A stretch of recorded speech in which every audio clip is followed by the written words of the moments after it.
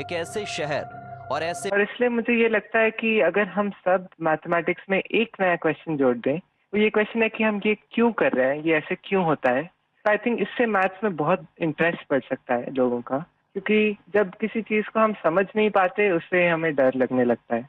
इसके अलावा मुझे ये भी लगता है कि मैथ्स सब सोचते हैं एक बहुत लॉजिकल सा सब्जेक्ट है, पर इसके अलावा मैथ्स में बहुत क्रिएटिविटी भी इम्पोर्टेंट होती है, क्योंकि क्रिएटिविटी से ही हम out of the box solutions सोच पाते हैं जो ओलंपियाड्स में बहुत यूजफुल होते हैं। और इसलिए मैथ ओलंपियाड्स का भी बहुत इंपॉर्टेंट रेलेवेंस है मैथ्स के इंटरेस्ट बढ़ाने के लिए। आनंद तो कुछ कहना चाहेंगे?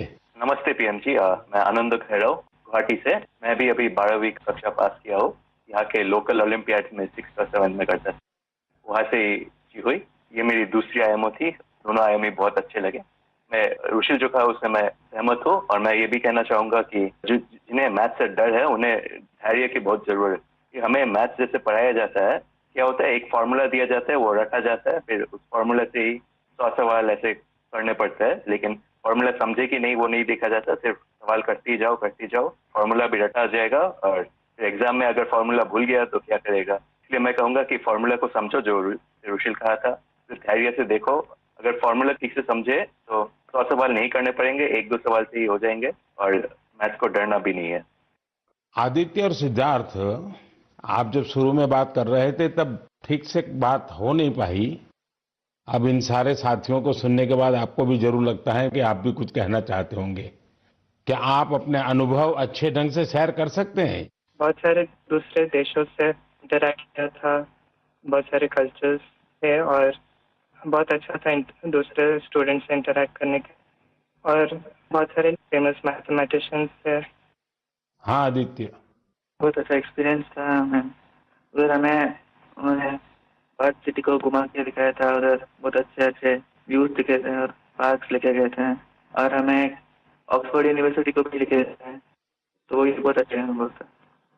चलिए साथियों, मुझे बहुत अच्छा लगा आप लोगों से बात करके, और मैं आपको बहुत बहुत शुभकामनाएं देता हूं, क्योंकि मैं जानता हूं इस प्रकार के खेल के लिए काफी फोकस एक्टिविटी करनी पड़ती है, दिमाग खपा देना पड़ता है, और परिवार के लोग भी कभी कभी तंग आते हैं, ये क्या गुणा भाग करता रहता है। लेकिन मेरी तरफ से आपको बहुत बहुत शुभकामनाएं हैं। आपने देश का मान बढ़ाया है, नाम बढ़ाया है। धन्यवाद दोस्तों। Thank you. धन्यवाद। Thank you. Thank you sir. जय हिंद। जय हिंद। जय हिंद। आप सभी स्टूडेंट से बात करके आनंद आ गया। मन की बात से जुड़ने के लिए आप सभी का बहुत बहुत धन्यवाद। मुझे विश्वास है कि मैथ्स के इन युवा महारथियों को सुनने के बाद दूसरे युवाओं को मैथ्स को एंजॉय करने की प्रेरणा मिलेगी। मेरे प्यारे देशवासियों, मन की बात में अब मैं उस विषय को साझा करना चाहता हूं जिसे सुनकर हर भारतवासी का सिर गर्व से ऊंचा हो जाएगा। लेकिन इसके बारे में बताने से पहले मैं आपसे एक सवाल करना चाहूंगा। क्या आपने चराई देऊ मैदान का नाम सुना है? अगर नहीं सुना तो अब आप ये नाम बार बार सुनेंगे और बड़े उत्साह से दूसरों को बताएंगे। असम के चराई देऊ मैदान को यूनेस्को वर्ल्ड हेरिटेज साइट में शामिल किया जा रहा है। इस लिस्ट में यह भारत की 43वीं लेकिन नॉर्थ ईस्ट की पहली साइट होगी। साथियों, आपके मन में ये सवाल जरूर आ रहा होगा कि चराई देऊ मैदान आखिर है क्या और ये इतना खास क्यों है? चराई देऊ का मतलब है shining city on the hills, यानी पहाड़ी पर एक चमकता शहर। ये अहोम राजवंश की पहली राजधानी थी। अहोम राजवंश के लोग अपने पूर्वजों के शव और उनकी कीमती चीजों को पारंपरिक रूप से मैदान में रखते थे। मैदान टीले नुमा एक ढांचा होता है जो ऊपर मिट्टी से ढका होता है और नीचे एक या उससे ज्यादा कमरे होते हैं। ये मैदान अहोम साम्राज्य के दिवंगत राजाओं और गणमान्य लोगों के प्रति श्रद्धा का प्रतीक है। अपने पूर्वजों के प्रति सम्मान प्रकट करने का ये तरीका बहुत यूनिक है। इस जगह पर सामुदायिक पूजा भी होती थी। साथियों, अहोम साम्राज्य के बारे में दूसरी जानकारियां आपको और हैरान करेगी। 13वीं शताब्दी के शुरू होकर यह साम्राज्य 19वीं शताब्दी की शुरुआत तक चला। इतने लंबे कालखंड तक एक साम्राज्य का बने रहना बहुत बड़ी बात है। शायद अहोम साम्राज्य के सिद्धांत और विश्वास इतने मजबूत थे कि उसने इस राजवंश को इतने समय तक कायम रखा। मुझे याद है कि इसी वर्ष 9 मार्च को मुझे अदम्य साहस और शौर्य के प्रतीक महान अहोम योद्धा लसित बोरफुकन की सबसे ऊंची प्रतिमा के अनावरण का सौभाग्य मिला था। इस कार्यक्रम के दौरान अहोम समुदाय आध्यात्मिक परंपरा का पालन करते हुए मुझे अलग ही अनुभव हुआ था। लसित मैदान में अहोम समुदाय के पूर्वजों को सम्मान देने का सौभाग्य मिलना मेरे लिए बहुत बड़ी बात है। अब चराईदेव मैदान के वर्ल्ड हेरिटेज साइट बनने का मतलब होगा कि यहां पर और अधिक पर्यटक आएंगे। आप भी भविष्य के अपने ट्रैवल प्लान्स में इस साइट को जरूर शामिल करिएगा। साथियों, अपनी संस्कृति पर गौरव करते हुए ही कोई देश आगे बढ़ सकता है। भारत में भी इस तरह के बहुत सारे प्रयास हो रहे हैं। ऐसा ही एक प्रयास है प्रोजेक्ट परी। अब आप परी सुनकर कंफ्यूज मत होइएगा। ये परी स्वर्गीय कल्पना से नहीं जुड़ी, बल्कि धरती को स्वर्ग बना रही है। परी यानी पब्लिक आर्ट ऑफ इंडिया।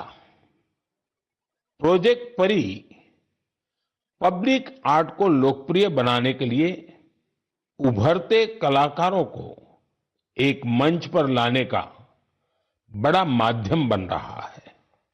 आप देखते होंगे सड़कों के किनारे, दीवारों पर, अंडरपास में बहुत ही सुंदर पेंटिंग्स बनी हुई दिखती है। ये पेंटिंग्स और ये कलाकृतियां यही कलाकार बनाते हैं जो परी से जुड़े हैं। इससे जहां हमारे सार्वजनिक स्थानों की सुंदरता बढ़ती है, वहीं हमारे कल्चर को और ज्यादा पॉपुलर बनाने में भी मदद मिलती है। उदाहरण के लिए दिल्ली के भारत मंडपम को ही लीजिए।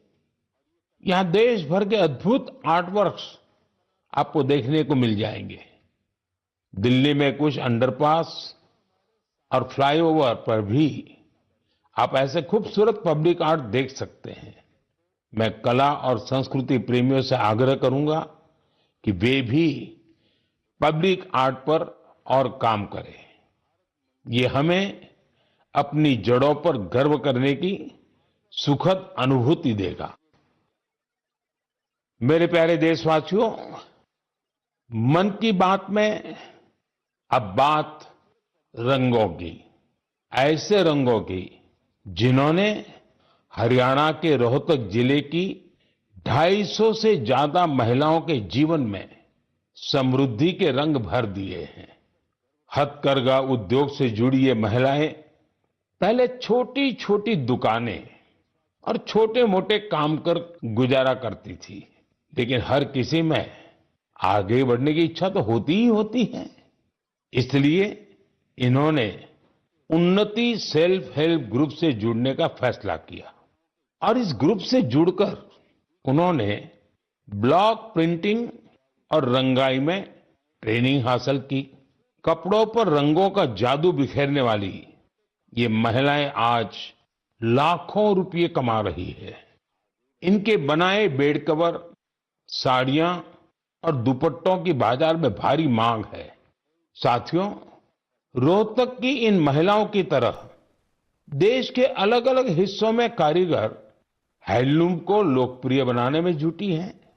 चाहे ओडिशा की संबलपुरी साड़ी हो, चाहे एमपी की माहेश्वरी साड़ी हो, महाराष्ट्र की पैठणी या विदर्भ के हैंड ब्लॉक प्रिंट्स हो, चाहे हिमाचल के भुट्टिकों के शॉल और ऊनी कपड़े हो, या फिर जम्मू कश्मीर के कनी शॉल हो, देश के कोने कोने में हैंडलूम कारीगरों का काम छाया हुआ है। और आप ये तो जानते ही होंगे, कुछ ही दिन बाद 7 अगस्त को हम नेशनल हैंडलूम डे मनाएंगे। आजकल जिस तरह हैंडलूम उत्पादों ने लोगों के दिलों में अपनी जगह बनाई है, वो वाकई बहुत सफल है, जबरदस्त है। अब तो कई निजी कंपनियां भी एआई के माध्यम से हैंडलूम उत्पाद और सस्टेनेबल फैशन को बढ़ावा दे रही है।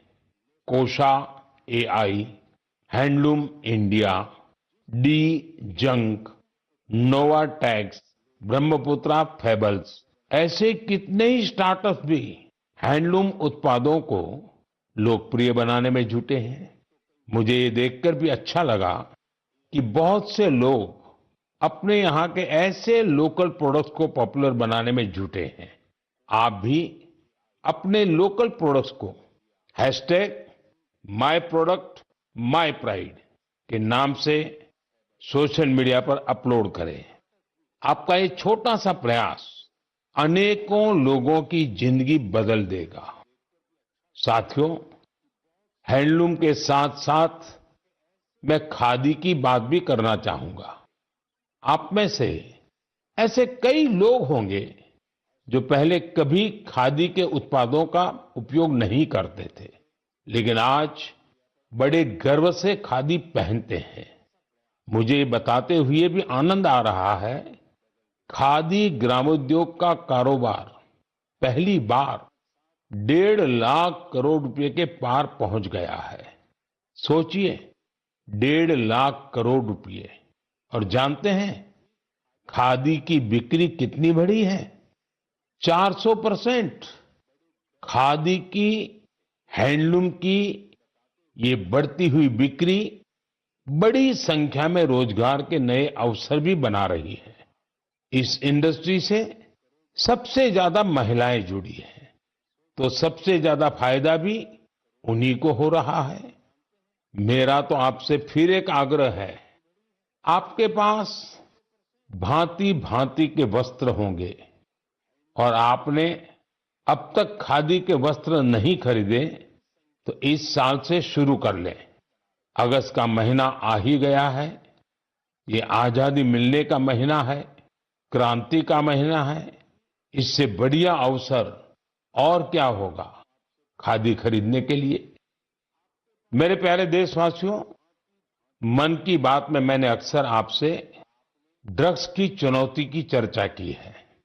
हर परिवार की ये चिंता होती है कि कहीं उनका बच्चा ड्रग्स की चपेट में ना आ जाए। अब ऐसे लोगों की मदद के लिए सरकार ने एक विशेष केंद्र खोला है, जिसका नाम है मानस। ड्रग्स के खिलाफ लड़ाई में ये बहुत बड़ा कदम है। कुछ दिन पहले ही मानस की हेल्पलाइन और पोर्टल को लॉन्च किया गया है। सरकार ने एक टोल फ्री नंबर 1933 जारी किया है। इस पर कॉल करके कोई भी जरूरी सलाह ले सकता है या फिर रिहेबिलिटेशन से जुड़ी जानकारी ले सकता है। अगर किसी के पास ड्रग्स से जुड़ी कोई दूसरी जानकारी भी है, तो वो इसी नंबर पर कॉल करके नारकोटिक्स कंट्रोल ब्यूरो के साथ साझा भी कर सकते हैं। मानस के साथ साझा की गई हर जानकारी गोपनीय रखी जाती है। भारत को ड्रग्स फ्री बनाने में जुटे सभी लोगों से, सभी परिवारों से मेरा आग्रह है, हेल्पलाइन का भरपूर उपयोग करें।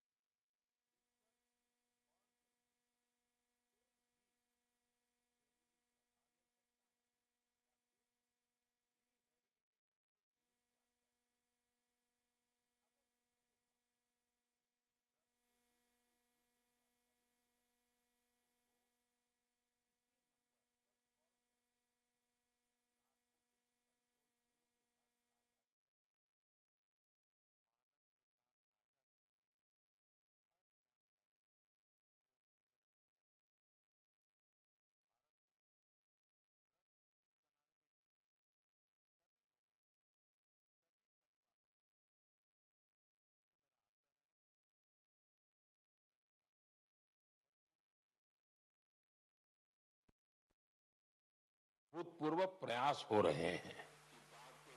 जन भागीदारी का ऐसा ही एक प्रयास है कुल्हाड़ी बंद पंचायत।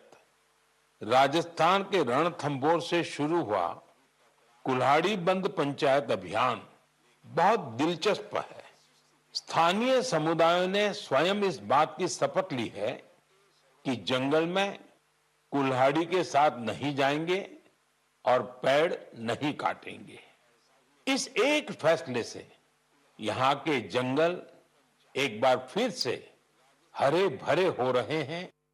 देव मैदान के वर्ल्ड हेरिटेज आप भी भविष्य के अपने ट्रैवल प्लान्स में इस साइट को जरूर शामिल करिएगा। साथियों, कल्पना से नहीं जुड़ी बल्कि धरती को स्वर्ग बना रही है। परी यानी public art of India. Project परी पब्लिक आर्ट को लोकप्रिय बनाने के लिए मंच पर लाने का बड़ा माध्यम बन रहा है। आप देखते होंगे सड़कों के किनारे जनजाति के प्रयास भी हैरान कर देंगे। उन्होंने टाइगर ट्रैकर्स के तौर पर जंगल में वन्य जीवों के मूवमेंट की हर जानकारी जमा की। इसके साथ ही वे क्षेत्र में अवैध गतिविधियों की निगरानी भी करते रहे हैं। इसी तरह उत्तर प्रदेश के पीलीभीत में चल रहा बाघ मित्र कार्यक्रम भी बहुत चर्चा में है। इसके तहत स्थानीय लोगों को बाघ मित्र के रूप में काम करने की ट्रेनिंग दी जाती है।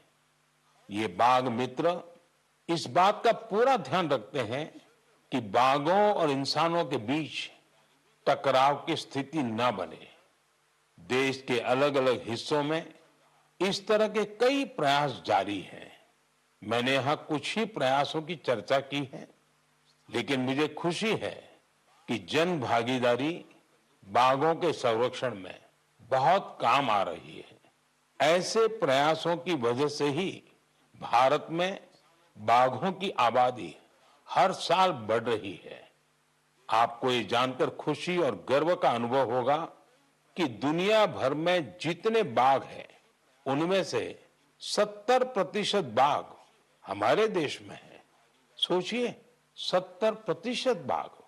तभी तो हमारे देश के अलग अलग हिस्सों में कई टाइगर सेंचुरी है। साथियों, बाघ बढ़ने के साथ साथ हमारे देश में वन क्षेत्र भी तेजी से बढ़ रहा है। इसमें भी सामुदायिक प्रयासों से बड़ी सफलता मिल रही है। पिछले मन की बात कार्यक्रम में आपसे एक पेड़ मां के नाम कार्यक्रम की चर्चा की थी। मुझे खुशी है कि देश के अलग अलग हिस्सों में बड़ी संख्या में लोग इस अभियान से जुड़ रहे हैं। अभी कुछ दिन पहले स्वच्छता के लिए प्रसिद्ध इंदौर में एक शानदार कार्यक्रम हुआ। यहां एक पेड़ मां के नाम कार्यक्रम के दौरान एक ही दिन में 2 लाख से ज्यादा पौधे लगाए गए। अपनी मां के नाम पर पेड़ लगाने के इस अभियान से आप भी जरूर जुड़े और सेल्फी लेकर सोशल मीडिया पर भी पोस्ट करें। इस अभियान से जुड़कर आपको अपनी मां और धरती मां दोनों के लिए कुछ स्पेशल कर पाने का एहसास होगा। मेरे प्यारे देशवासियों, 15 अगस्त का दिन अब दूर नहीं है और अब तो 15 अगस्त के साथ एक और अभियान जुड़ गया है, हर घर तिरंगा अभियान। पिछले कुछ वर्षों से तो पूरे देश में हर घर तिरंगा अभियान के लिए सबका जोश हाई रहता है।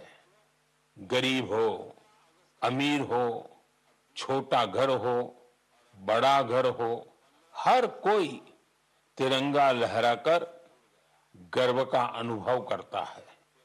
तिरंगे के साथ सेल्फी लेकर सोशल मीडिया पर पोस्ट करने का क्रेज भी दिखता है।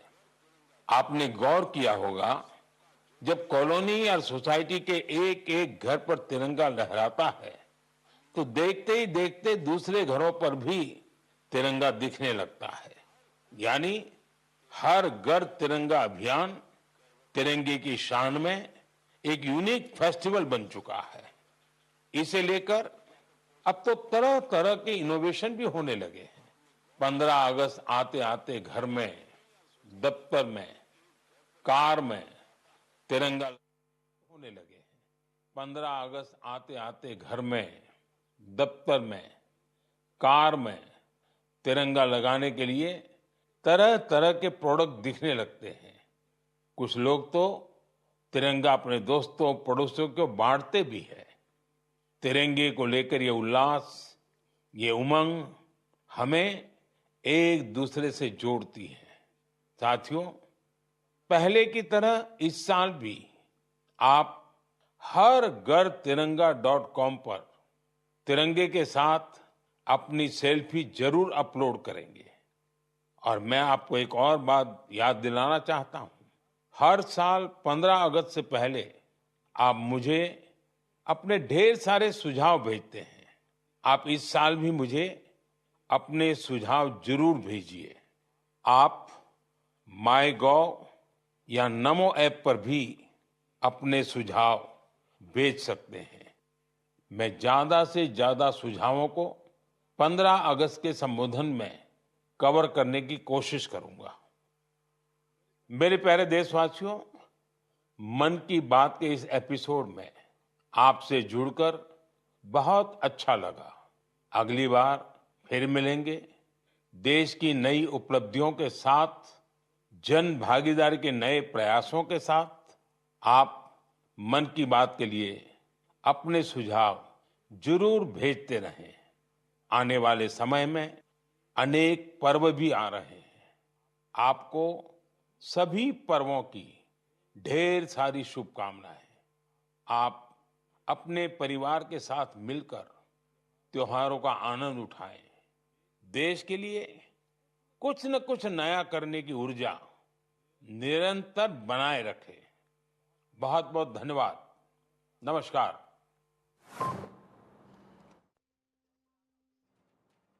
रेडियो पर प्रधानमंत्री नरेंद्र मोदी के मन की बात आपने सुनी। और मन की बात कार्यक्रम में प्रधानमंत्री नरेंद्र मोदी ने जो शुरुआत की वो पेरिस ओलंपिक के साथ की और खिलाड़ियों का उत्साह बढ़ाने के लिए देशवासियों को कहा। और जो अंत में चर्चा हुई वो 15 अगस्त को लेकर हुई। एक पेड़ मां के नाम लगाना है, हर घर तिरंगा अभियान में खुद को जोड़ना है।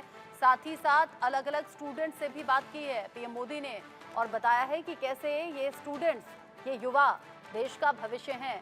रेडियो पर ये 112वां संस्करण था पीएम मोदी के मन की बात कार्यक्रम का।